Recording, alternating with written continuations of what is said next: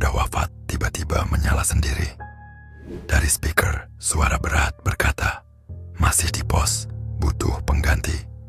Tirta jawab iseng, "Ganti tugas." Tiba-tiba walkie-talkie berderak keras dan suara menggelegar, "Terima kasih, kamu gantian jaga." Sejak malam itu, Tirta tak bisa tidur.